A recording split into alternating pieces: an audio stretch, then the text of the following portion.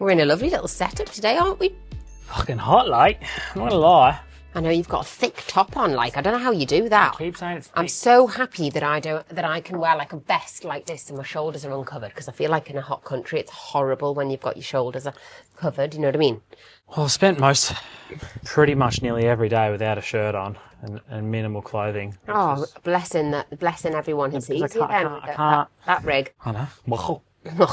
No, it's just when you get hot, you get a little bit agitated, and then any little bit of fabric on you, I just can't deal with the fab.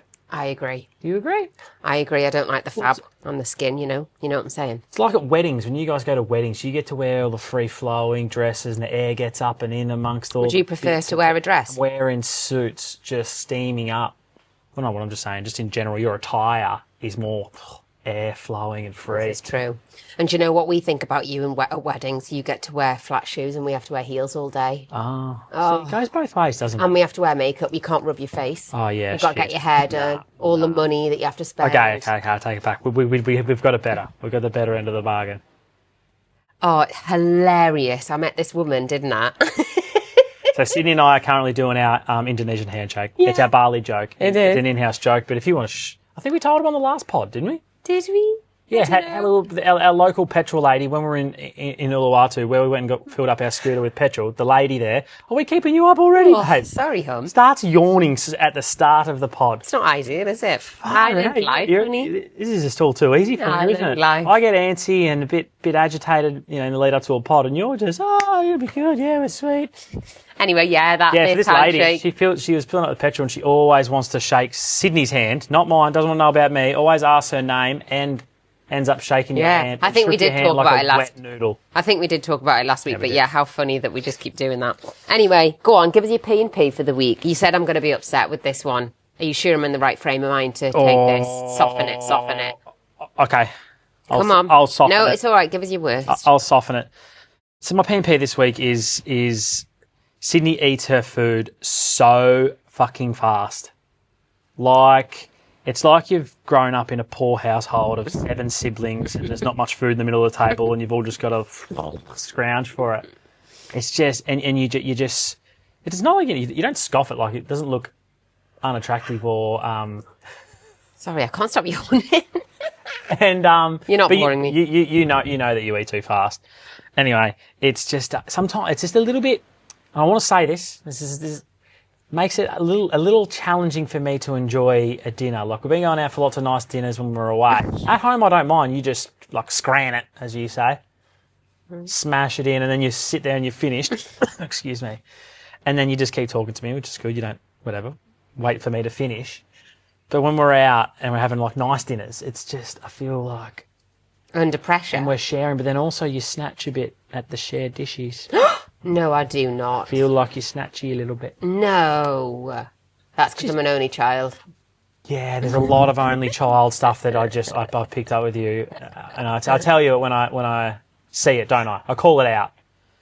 So that's just my little thing. You just stuff and you I don't, and I wanted to say, growing up in around sport and sort of, bigger burly boys, and lots of my mates inhale food.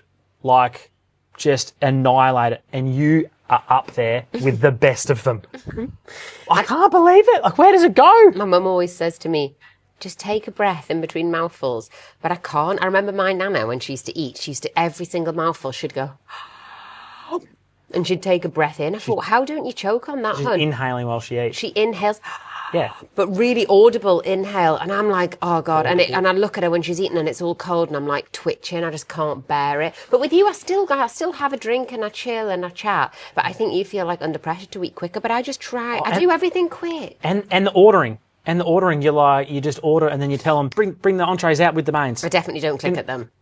You don't click at them, but I'm just trying to, you don't... We went out to a place called Bay or something. Sandringham. Yeah, in Sandringham for one of our second dates. And we ordered food, but it was a meat and veggies, salad and carbs. And I was like, yeah, just bring it out all together, because it was meat, carbs and veg. It wasn't a starter. Then... My recollection, it was a starter, but that's okay. The starter we shared, and we had it in the middle of the table, and we had oysters.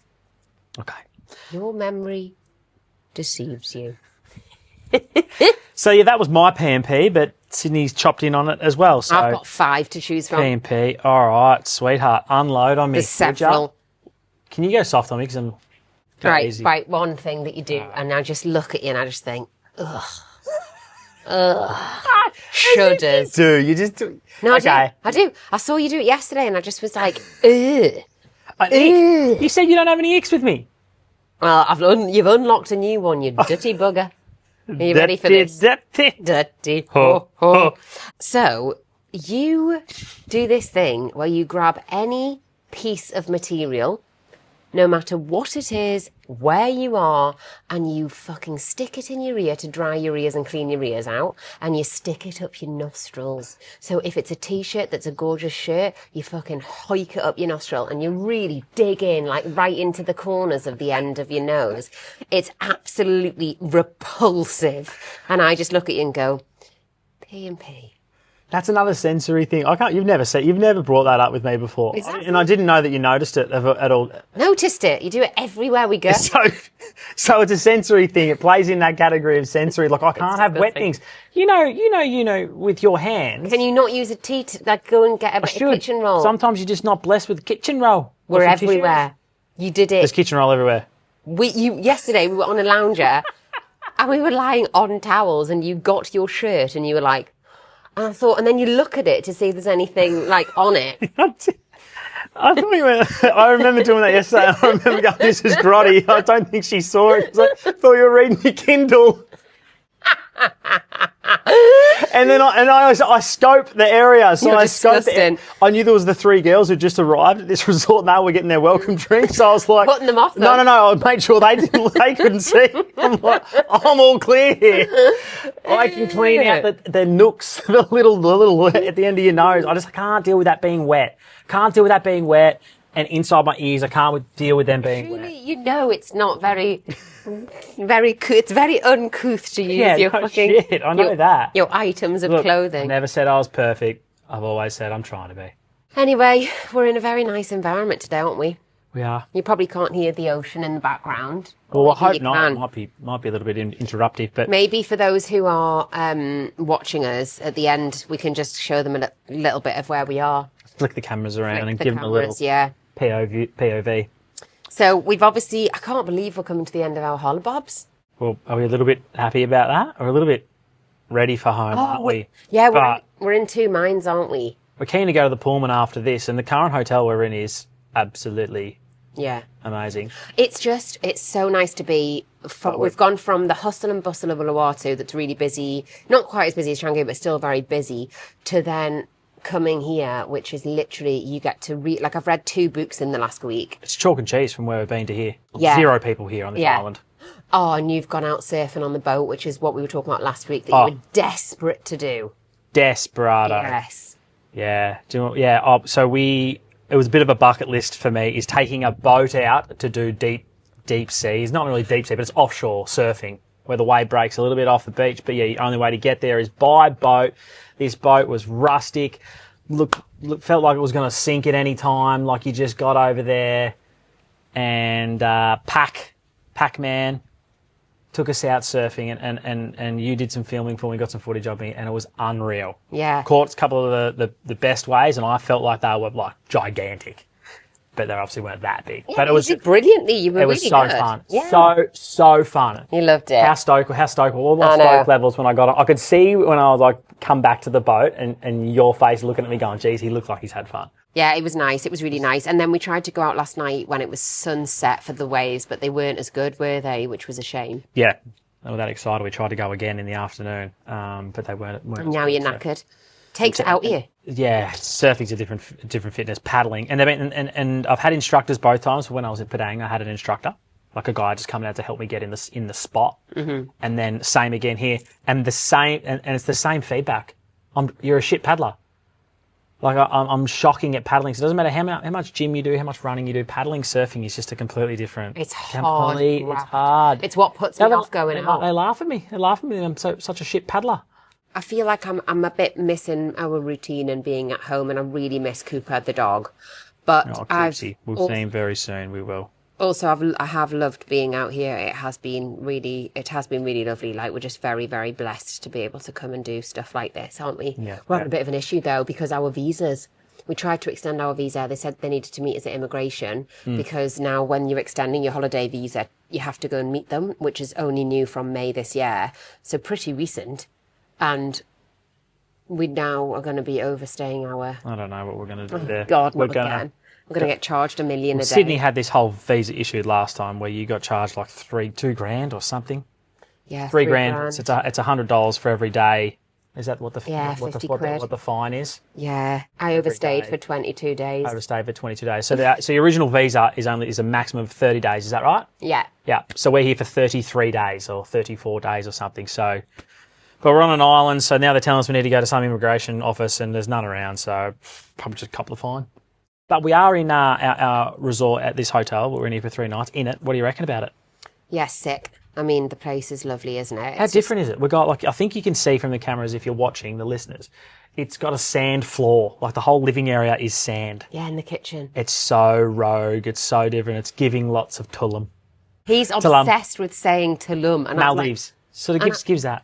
And I was like, you've never been to Tulum, so you don't know what Tulum is like for a start. And he's like, oh, it's giving Tulum, it's giving Greek islands. And I'm like, well, they're different places, honestly. But no, this is not a functioning kitchen. Like, it's architecturally incredible. Yeah. It's not a functioning kitchen. Yeah. But it is beautiful to wake up on a morning to the sound of the waves and looking out to the ocean. It's meant to rain this afternoon, but I don't know if it will or not. I don't know if it will. But where it's all positioned is, it's an architect's dream resort. Like, everything is built lots of concrete, lots of sand, raw materials. It's unreal. But and before we came out here, you went to golf, didn't you? And I decided to go and take myself off to a little hotel for the night. oh yes, Yes. we chat about that because I think Yeah. there's a bit in that. A Yeah. bit of relationship stuff, Well, I think when I said I was going for a solo night, people were like, oh, what's happened? Why are you having a solo night? And I was like, well, he wants to go to golf really early in the morning. I want to just have a night away so I can read my book, do nothing. And I feel like it's really important. Like, we live together, we do stuff all the time, but we've been away for a long period of time, constantly spending lots of time together. 24/7, every minute. Yeah, almost. and I think you saw something and you sent it to me, and I see this stuff all the day, and it's like all the time, and it's like, oh, you've got to fill your own cup to be able to show up in your relationship. And I think that you love going to golf. Yeah. I love journaling and reading a book and getting in the bath and wearing a face mask. Yeah. And we can do that together, but when you're in a hotel room, Yep. it's a lot. Someone has to do the other person's thing or come together and do the same thing, which ours was like watching TV series and chatting a lot, which really you're like, because after dinner you've only got that 2 hours where you need to go to sleep because we're going to have a good sleep routine or whatever. So what do you do in that 2 hours? Well, you and I just end up we're just watching, TV series or whatever, when really you want to read. I love reading. But because we're in hotels and we're so close, Yeah. we're not in our own environment where we've got a separate living room back at home. Yeah. And you can peel off and do your own thing and I can do my own thing. And then we come together to sleepy times. But we're stuck together. So that's Yes. filling your own cup because that's what fills your cup. But after, you just need to do that. And also, when we're at home, there are some times where we eat dinner together every night. But you'll go, I really want to watch the golf, and I'll go, great, get in. I'm going to go and have a bath. But because when you're in a hotel room, it's like very constricted. Yeah. Is that restrictive? Yeah. Restrictive. Yeah. And there was nothing wrong. I didn't have any. We weren't having arguments. But it's just really lovely to be able to just do something that you want to do. And something that I found is with relationships is like, I feel in previous relationships I've always wanted to be like, oh, it means that you love them more if you spend all of your time together. But I actually don't think that. I think that it's important to have your little breaks away and do your own little thing to be able to come back and then talk about it and enjoy each other's company, Yeah. So you don't take it for granted. Yeah. That moment when you said to me, I had a fleeting moment. I'm like, why does she want to? When I said what? When you said you wanted to go have a night at a different hotel, so you could go do all these things. And I went, and just for a fleeting moment, I went, oh, no, she doesn't like me. She's sick of me. But that was obviously for it. But it was funny how we both went, yeah, this is a great idea. But no one worried or whatever. There's nothing to worry about. It was just for the sole purpose of filling your own cup. But how lush was it? Because then it was a bargain. We got this gorgeous hotel for $170. It was like £80 a night. And then they had Friday, Saturday free. And it was only our room that was free on the Saturday. So I stayed the Friday and then you came and stayed with me the Saturday. And it was like a little mini holiday because the other place we were staying, a little break. Yeah, it wasn't a hotel. It was kind of like an apartment block, wasn't it? So it was nice to just have some chill time, and I feel really lucky that we're able to do that.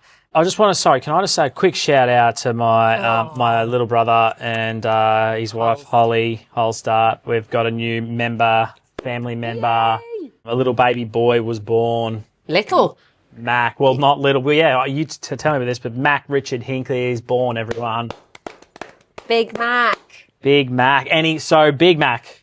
Yeah. I really want a Big Mac. Is that big? What was he, a big 9-pounder? He was 4.5 kilograms. They reeled in it, yeah.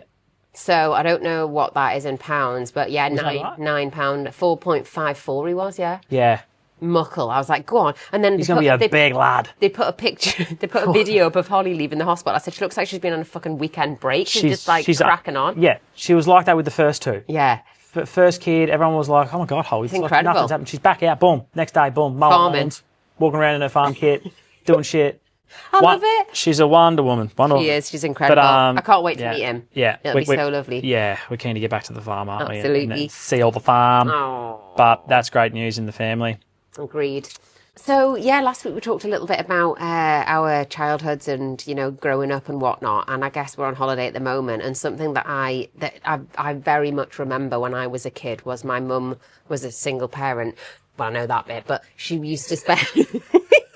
She used to spend all year round saving money for us to go on an elite holiday. Oh, yeah. So every year we would go to a 4 or 5 star hotel and we would have like 10, it was always 10 days because 2 weeks was a bit too much and 1 week wasn't enough. Yeah. And we'd go away, we'd go to Egypt, we'd go scuba diving, we'd go snorkeling, we'd go on trips. Didn't you go to Turkey? Yeah, we did it. Yeah, you were obsessed to Tulum. Yeah, actually. Yeah, but no, I know. No, we've been obsessed, but for the listeners, you've been everywhere, man. Oh no, I've just said Turkey and Tulum's in Mexico, but we did go to Mexico. Yeah, and we went everywhere, and it was just such a lovely memories. Although I forget where some places that we've gone because I was a kid, but it was just so nice. I remember as a kid being on holiday, making friends with other people other kids was so much fun. Was the best bit. Oh, it was the best, and just swimming. And what am I like underwater? Oh my God, underwater. Sydney, when we're at this resort, they've got like some little things that they can give out, like, fun things. Snorkeling kits and stand-up paddle boards and stuff. And when Sydney heard there was goggles, like proper good goggles and snorkeling kit, she has not been out of the pool. You have spent 60% of your time since we've been here in the pool underwater. I know. We went out surfing, went out on this boat trip and went around. As soon as we got back, we barely, me and the boys were unpacking the esky full of beers and taking the surfboards off. You were already up in the lobby, through the lobby, with your goggles, got your goggles, in the pool, underwater, snorkel. I'm like, where are you? Well, I saw his little snorkel just going around like a little shark. I'm like, also, how hilarious is it in the swimming pool that I've got snorkels on? I know. And that's the place because there's no animals, is what she said. Oh, I know. I feel safe because there's no animals in this water. Do you know what? I used to always go scuba diving and snorkeling with my mum, and then I watched Jaws, and now we see everything on socials, and it absolutely terrifies me that I'm scared to go underwater in the sea. I mean, I still do, but it's still a bit terrifying. And something I just find is, and if anyone has ADHD, try this. But just honestly, putting your head underwater seems to completely switch off my brain, and it is the best. So I just put my goggles on, I get under, and I just pretend I'm a mermaid, and I wish that when I'm reborn and die, that I come back as a dolphin. You're fucking funny. Well, have you ever tried float tanks? Yeah. What? So did you like it? A float tank, you're silent, like your ears are under the water, aren't they? See, I've heard very, very good things about them. Then I've heard that if it's just not for you, it really ain't for you. I've done a float tank, but one that's more like a bed, so you don't actually go under the water. The only thing that I find is I really want to be able to lie my back in the pool, but I don't like the water going in my ears, so this is why I go and sit on the bottom of the pool instead. Right. Because in the float tank, it goes in your ears, and I hate the feeling of it being in my ears. Yeah, but same. No one likes that, like when you're trying to float on your back. But if you just wriggle it all in and get it chock-a-block in your ears, all the water, then then it feels okay after that. Is that? No, I just don't like it. Nah. Did you go on holidays when you were a kid? We just definitely didn't go to fucking Egypt and Turkey and Tulum. We have been holidaying in the beautiful township of Warrnambool at a caravan park for 30 odd years in the same cabin our mum and dad take us to. We did do one really, really cool trip to the Gold Coast in a really fancy hotel when we were super young. Oh, really? But yeah, we're not a really big holidaying family. We come together a lot for like days of, water skiing on the lake at home and on our boat and things like that, and weekends together. And there's a lot of long weekends together that we do cool stuff. We've been, but we never overseas. We have never left the country together as a family. What? No, never. You're joking. No. That's wild to me. And very rarely interstate. Christmas a couple of years ago, I was at our auntie's who lives in Queensland. Like, half the family went up there, half didn't even go. We just don't. It's not probably a big travelling family. And I see when I go on holidays and I see families away, and I'm like, that would be epic. That would be epic. Yeah. I mean, I guess it's expensive for four kids. Yeah. 4 kids to go Some abroad. Parents just don't want to do it, but our parents just never did it. But also, you live 4 hours from the nearest airport. 4 hours out of our capital city, Melbourne. That's where the family farm is. It's long, isn't it? It's long. So we talked a bit last week as well about dating disasters, and I've got, honestly, some absolute corkers. Do you think we should go on and read some of them out? Oh, please, if anyone's got any dating disasters, dating dilemmas that you want us to give advice on, or just any funny stories, please send them to tandtt@gmail.com. Yeah, I've got some funny ones this week. So I'm going to start off with one from Lauren. Because I've got a couple, but I'm going to start off with one from Lauren, who is a lady. She is a lady. She's someone I met actually in Bali last year when I was here. One of my followers, and she came out. No way. Yes, and she's written in. Oh, good on her. So thank you. She said, "You ready? I want you to listen to this because I know sometimes your brain can go off to listen. I'm locked in, sweetheart. I am locked and loaded. Men can't do 2 things at once. Absolutely not. So I was dating this guy for about 3 months, and honestly, it was going really well. He brought out a side of me that nobody else had. We had a great connection, and things seemed to be moving in the right direction. Then, towards the end of those 3 months, he went off to Mykonos with the boys. Now, Mykonos with the boys. It's going to get saucy here. You've done that. Now, before he left, I'd asked him the question, what are we? And his response was, I don't want to define it until I get back, just in case. Oh, biggest red flag. Immediate alarm bells, red flags everywhere. So while he was off living his best life in Mykonos, I decided to book myself a trip, heading off to Dubai, and got on my own adventure. When he came back, he reassured me that nothing had happened, and to be fair, he'd been messaging me loads while he was away. Every night he'd text me when he got home, every morning he'd message again, so I thought maybe I've overthought it. A few days later, we went out for dinner. During the meal, he told me that he'd spent time with one of the performers on ABBA Voyage. You know what ABBA Voyage is? You know ABBA? Yeah. Well, in London, they do like a hologram called ABBA Voyage, and it's like they're on stage and you can go and see all their music live. Yeah. Yeah. Anyway, he'd met someone who was part of ABBA Voyage on holiday, and Lauren loves ABBA. So she was like, we had dinner, and now I'm a complete sucker for ABBA Voyage. So jokingly, I said to him, well, if it's the last thing you ever do for me, can you take me to the ABBA Voyage concert? So we had dinner on the Tuesday. By the Friday, we were at ABBA. And honestly, we had the best night. We drank, we danced, we sang along to every song. It was brilliant. I stayed at his afterwards, left the next morning, and then I never heard from him again. Gone. Vanished. Disappeared. So it turned out he took my comment literally, if it's the last thing you do for me. Incredibly literally. That really was the last thing he did for me. Dick. What? Isn't that horrible? Isn't that just... There's more. A bit of miscommunication there. What? He's just taken it. What? So now, a month later, he did eventually pop back up. He messaged me saying he missed me, and we saw each other a couple more times, hooked up, but by then I'd taken control of my own life, booked a trip to Bali. I felt the ball was very much in my court now. He drove me to the airport on Boxing Day, kissed me goodbye, and I went off for 3 weeks of adventure. Now this is where the story takes a turn, because whilst I was in Bali, after I'd cried over ABBA Man, fallen in love with myself and realised I am the prize, I met the most wonderful man. I met him on Gilly Tea, which was my last destination. He's from the UK and we had an instant connection. 6 months later, weekends spent spent together, trips up and down to Barnsley, and now our first holiday together. I have a boyfriend, and honestly, I couldn't be happier. So in a strange way, I'm grateful for the guy who ghosted me after Aber Voyage, because if he hadn't, I might never have ended up in Bali, and I definitely wouldn't have met this wonderful man I'm with now. Oh, and you, of course. That's a beautiful story in the Isn't end. it? Because they say what do they say? Like if something doesn't go right, it's redirecting you to, rejection is redirection, and rejection is redirection. Yeah, I don't mind it. One door closes, another door opens. 100%. And when I was reading it, it made me think about when last year with the guy that I dated before you, and he was like the last guy I dated before you, and I didn't really date anyone for about 7 months. I met this guy who I actually know from back home. Met him. He was out in Bali at the same time as me. We kind of got on well. I thought we were just going to be friends. Got on well. I ended up going to Dubai. That was an absolute nightmare. And I realised... Going to Dubai with him? No, I flew to meet him. He lived there. Yeah, right. So I flew to meet him. 14-hour flight. Got there. He'd not even planned a date the first day we got there. We didn't go out for dinner for the first week. It was the most bizarre experience of my whole entire life.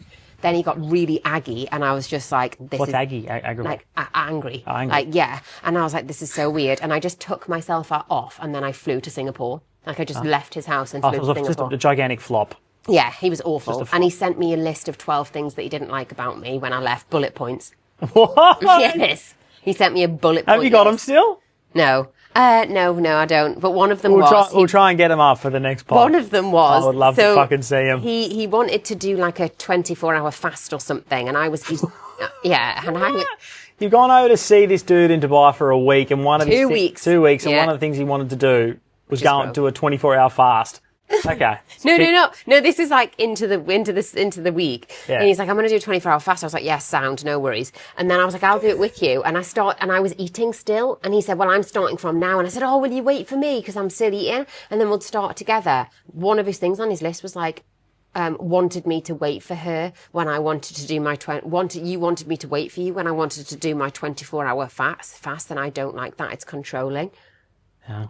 So weird. Anyway, after that, I came away and I was like, this is where it stops. And I feel like it gets to a stage in life with people that you date. If you keep attracting the wrong man, you've got to look internally and go, what is it that I'm putting out there? What are the vibrations is it that I'm putting out there?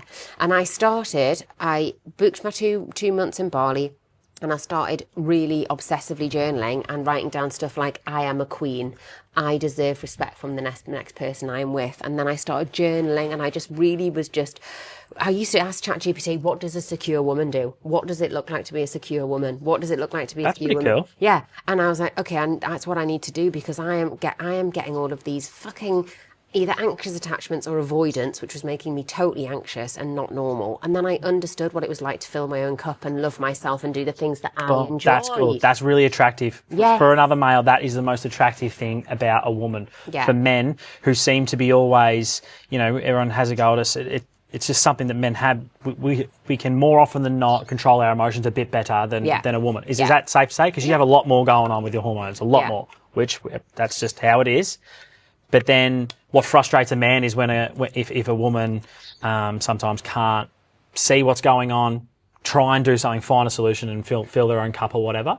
Yeah. Feeling their, and it's really important. What I'm trying to say, it's just very attractive to see someone go, right, I'm going to get a fucking pen and a bit of paper. I'm going to write this down. I'm going to work through it. Yeah. Very attractive. Yeah. Well, we were having a conversation with Juz and Pat, your friends who were out here in Bali, about, it's funny because the advice that you give as a woman compared to the advice you give as a man is very different. And one thing that you said was like, sometimes if you feel overwhelmed, you are actually quite good at going away and trying to sort it out yourself. I might have blips where I'm like, and then you're like looking at me, and then I sort myself out and you're like, well done.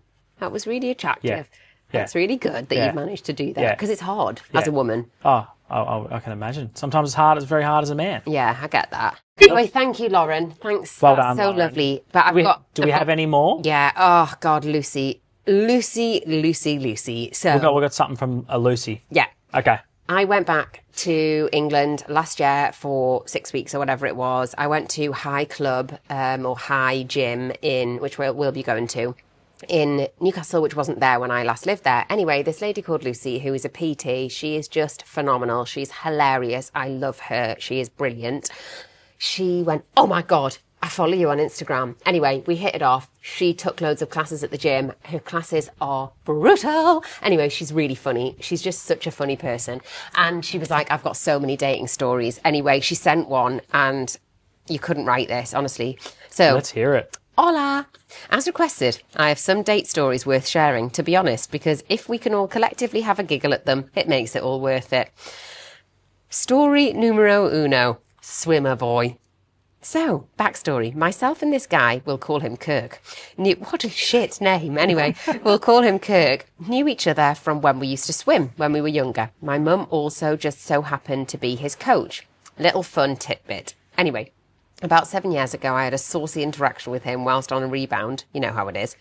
It was okay, scratched the itch, but nothing worth hanging around for. Anyway, Kirk has been sliding into my DMs sporadically ever since. That encounter and popped up more recently asking if I wanted to go on a date, so I thought, fuck it, I'll give the persistent king what he wants and said, give me a time and a place. He lives in my hometown, so we agreed on somewhere halfway. However, side note, I unexpectedly needed to go home to see my family that weekend, but I could still make the date, and we decided to drive there together. It was about a 40-minute drive to the restaurant. The day comes and he picks me up. Nice car. Tells me within 4 seconds that it's his car. I was thinking, well, I would assume it is, but now you've said that, I'm not convinced. Anyway, later found out he works at a car dealership, can now confirm it's not his car. We're in the car chatting, and within 10 minutes he asks me, so are you rich then? I was like, huh? And he went, are you rich? Right, I said, well, yeah, rich in life. I've got amazing friends, love my job, and have lots to be grateful for, but I'm assuming that's not the context you're referring to. He said, no, you know what I mean. Are your parents rich? I was like, what a weird question to ask. No. He then continued to tell me how he thinks his nan is part of the mafia and keeps all her cash in her mattress. At this point, I'm thinking... What the fuck? At this point, I'm thinking, get me out of this car now. Yeah. However, I was locked in for a little bit of Thai grub, so I thought, I'll firm it. We arrive at the car park. He refuses to pay for parking, so we drive around trying to find roadside parking spot. Remember, this car is Spenny, top-range German whip. Yeah. We arrive at the restaurant. I'm thinking, get to the end of this day and then get out of there. The universe had other plans. The waitress comes over and asks if we want drinks and prawn crackers. Obviously, I said yes. Duh. He rolled his eyes, huffed, and commented how they were £5. Then things got really fucking strange. The conversation turned into what I can only describe as an interrogation. He began questioning me about my job, my income, and my tax bracket. How much tax did you pay last year then? Wow. How much are you making? Wow, I need to see a photo of this guy. I was gagged. More concerned that maybe he worked for the HMRC and I'd need my accountant present. Like, sir, are you okay? Shouldn't I be the one asking you? Yeah. Freak. Meals arrived, food was good, but I couldn't think of much other than how bad I wanted to leave. Fast forward to the bill landing on the table. As you can imagine what happened next. Yeah. So, how do you want to do this then? Since I drove us here. Oh, no. I wanted to crawl into a small hole in the ground, but I thought, fuck it, I'll pay. Get this night over and done with and go home. Ha ha ha. He wanted to be reimbursed for the travel to get there. Like, as in, like, her pay because he drove. Yes. What? In a car that he stole from work. Yeah, wait for it. Bill paid, ready to bounce. It's probably a good time to add that it's mid-January. Light snow is forecast. We get outside, it's white. In fact, it has snowed. But not just a little bit, a lot of bit. Not only that, we're in the hills. None of the roads were gritted. And do you remember that nice car? Yeah, it can't drive in the fucking snow because it's so low. Yeah. So I ended up staying in a hotel overnight because we couldn't get recovered. And then we spent 5 hours trying to get home in the snow the next morning to end what can only be described as a date I would wish on my worst enemy. He dropped me off at the bottom of my street, not even at my house, and said, I've really enjoyed spending time with you. We should do it again. My closing line was, yeah, that's probably because you were the one getting wined and dined, so I'll pass, thanks. The end. She did? Yeah. Good, Luce. Good. That was fucking weird the whole way through that story. What the? I need a photo of him. He's that. If she's. What the hell is How that? did she even miss that? Like, after being with him already, did he not show any weirdness at the after their first little? What? I mean, she was trying to push back. To be fair, at the start, remember, she was like, "I'm not, no, I'm done with this dude." And then just because he was so persistent, she let him back in. But That is bizarre. What do you think about him saying, "I drove us here, so you can take the bill"? he just sounds like an absolute fucking wanker. Dweeb. Yeah, he works at a car dealership and borrowed the car, and then was lying the whole way through. And there's obviously Who asks about your tax bracket? Just an absolute loser by the sounds of things. Yeah, no one ever. It is absolutely bizarre. But poor her, what a dickhead. Can you be arsed? And also, I just feel like on a first date, a man should pay. Yeah, probably. That generally happens. I feel like a woman should definitely be like, I'll get a drink, I'll get a round, I'll get something. Like, I do that. And I do think that it's nice to offer and it's fine to split. But that would immediately knock me if someone said split. It would make me think I think it's just the gentlemanly thing to do. Yeah, agreed. That's why gentlemanly is it's a term, because it's a real thing. It's just a gentlemanly thing to do. Yeah, chivalry. Chivalry is the word probably. It's not Absolutely. searching for. But dating these days is absolutely wild, like apps and stuff. Because one of my friends was like, "Oh, I thought you guys met on an app." But what about back in the day? Dial-up internet and a bit of MSN Messenger. MSN Messenger. Oh, what a fucking belter. It was simpler times. Jesus Christ, that is a shot of nostalgia back in the day. MSN, you used to come home from school, you'd fill in your afternoon outside doing whatever it was, and then night time, just before dinner, log in. That's dial-up internet. That's your dial-up internet happening, and then boom, you're in. Then you're in MSN Messenger. Oh, yeah. And what was the tone? What was your handle? Yeah. What What was your... and you were texting your crushes, sorry. And you text, and then when a girl you had a crush on or whatever sent you messages, you feel with the... How did that go? Did you have one computer in the whole of the house? For We all had four kids? one computer for all of us. So we had to take turns going in. It was in the home office. It was in the office. Yeah. So we would have to take turns, and you'd come in and fight your brothers. Like it's my time, get out. And you'd be like, no, and you'd half getting ripped away from the keyboard. I'm like, I'm turning some girlfriends. I didn't have any of that because it was just me. But mine was on the landing, so my mum wanted it on the landing so she could walk up behind me and see what I was doing. Another funny as thing was, and this sort of ties in with how much of we're all a bit we're dating these days is a bit cowardy. You can sit behind your app, you swipe, you say hello a couple of times, and then you just get out of it and talk to someone else. In the old school days when I was a youngster coming up, we used to ring the person that we liked from landline to landline. That was the only way to communicate. If you weren't on MSN, it was to ring. So we'd have these girls, not lots of them, but every now and then we'd have Stallion. Call them, ring, everyone in the house. Oh, the phone's ringing, someone answer it. Dad, fucking mum answers it. Yeah, hello. Oh, yeah, it's bloody Stacey. She's like, oh, Clayton. It's your woman. It's Stacey on the line for you. And then you go, yep, no worries. And we only had 2 landlines. Did you get the most calls, can I just ask? We had, of course. Out of the brothers? Of course. Well, Dave was super young at that point, so it was just me and Jason. Jason and I, for correct English.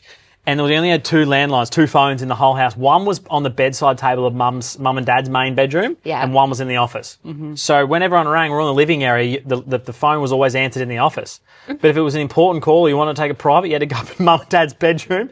So here I am going up to talk to this girl, perched up on mum and dad's bed, girl with fluffy pillows. You know, your parents' bed's always a bit more palacy. It's got the pillows. So I got the pillows around me. I just... and then you have to communicate with mum at the other end of the house. And she's like, Mum, I've got it now. All the meanwhile, the girl's sitting there, like this little girl, this little 12-year-old just wanting to chat to a boy. We don't know what we're doing. We just know, you don't want to... You don't know what you're doing. You don't want your mum listening. You don't, but then the mum goes, okay, have fun, kids. She hangs up, and then you're like, then you got your privacy, and then you just talk shit. See, my mum definitely used to listen to mine. I remember my friend's home phone sorry, number. did that happen to you as people would call the landline? Yes, and I was only allowed to call people after 6 o'clock because it was free to ring another landline. So my best friend was 01912131542. That was her home number. And I used to ring her every night. We'd sit on the phone for hours. And I just loved it. But you look back on it fondly? I would lift the phone up and listen to some of my mum's convos. Yeah. I loved it. Would ya? Yeah. I loved it. So you did have 2 phones as well? Yeah, at we that had time? 2 phones. Yeah. But ours weren't connected. Ours were lift-offs. handheld. Yeah, lift-offs. Oh, you were in the new age. But You're it never slightly had younger battery. than me. Ours were all corded. And then it's mental because no one has house phones now. Isn't that wild? That's right. Where have they all gone? Yeah, well, when did it actually phase out? I don't know when landlines weren't a thing anymore. Like, Well, your dad still got one. yeah. But it's just sales. I mean, It's yeah, just we've still got sales one. shit that comes Well, now through. that my brother has moved into that house, they're like, we don't need the landline anymore, so let's cut the line. So we've got our mobiles. So you just got your mobiles. So that was, it was a weird. Do you know what I also, my MSN was called Sydney Girls Rule. You have been a little shit. And we used to have Bebo, and you could send shit. 3 hearts a week, I think What it is was. Bebo? Bebo was epic. It was like a MySpace or like a... Oh, MySpace. Yeah, but it was called Bebo, and you could put comments and stuff, and you could send loves, like hearts, to the guys that you liked. Yeah. And then you'd be waiting to see if they sent you one back. Ah, the small things. Yeah, I know. Just epic. Absolutely epic. Uh, Anyway, we've got the last couple of days, my darling, here. We do, my darling. Pullman tomorrow for the weekend. Then we get back. I've got a week, and then I'm going to get the titties done, aren't I? It's gonna be fucking freezing when we get back to Melbourne. Oh, but God. yeah, we're looking forward to the big job. Big badongs. Big badunk, flickety wickety. Katie Price coming up. Katie Price, you love her. No, I'm getting the boobs done. I'm getting fat sucked out of my thighs and put into my Not in your boobs. thighs. That's not your thigh. No, I know, but also there's like these little. Oh, sorry. Yeah. I've got these little like fat pockets in my armpit between like my breast tissue and my arm, and he's going to suck those out as well and put them in. And everyone's like, "Why are you getting your boobs done before you have a baby?" And I'm like, "If we get married or when we get married, I want to have nice titties." Yeah. And I'll probably get them done again anyway. And I feel like I like a breast that looks not fake. I like a breast that hangs. They're called a not Slovakian breast. Slovakian breast. It's called like a.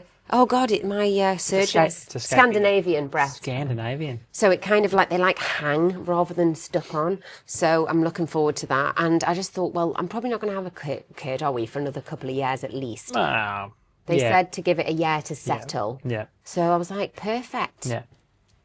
Bang it. Get in, get it So done. we're getting that done. You do you, honey. You do you. And I thought, well, I have to get them done again eventually, don't I, realistically? And I thought when I breastfeed, then afterwards they'll just have a nice little hang to them. Fingers crossed, you know. Yeah. Let's get this. Yeah. Let's get them. A little nip and tuck. I'm not actually that bothered about my boobs. It's just I quite like to have bigger boobs. That's all, slightly bigger. We're bothered enough to go in and have a surgery. Yeah, because so, my shoulders are obviously. quite wide. Like know. I went for a bra fitting, and they were like, "Yeah, you do have quite a broad You're chest, a bit of a like swimmer's, broad-" shoulders, don't you? Oh, I was You good should at be swimming. Were you good at swimming? Yeah, it was great. Makes sense. Makes sense. All right, hon. All right, hun. Lots of love. Lots of love. Should we do our Indonesian handshake? Love you. Indonesian Love you. handshake. See you later. Where does everyone see our pod and listen to? Hey, it's Ep 10. We're on at 10. Congratulations. Congratulations. Who would have thought? Was it as bad as you thought this one? Because you really weren't looking forward to it. You keep saying we need to do one every other week. I woke up a bit sniffly. And I was just a little bit under. I don't know how you catch a cold in friggin' What is it with men? Indonesian weather. He had half a blocked nostril and it had a little bit of a sore, scratchy throat from the AC. And he's like that. I need some cold and flu tablets. Have you got any nasal spray? And I was like, calm down. There's nothing wrong with Still, you. I need a little take care of it. Just nip it in the bud. Anyway, send in your stories, tntt@gmail.com. If I've missed any on my DMs, I really apologise, but thank you for listening. We Thanks, love you. Luce, and thanks, Lauren and Lucy. Lauren and Lucy, thank you, guys. No more, much love. Much love. Terima kasih. Terima kasih. Sama-sama. Sama-sama.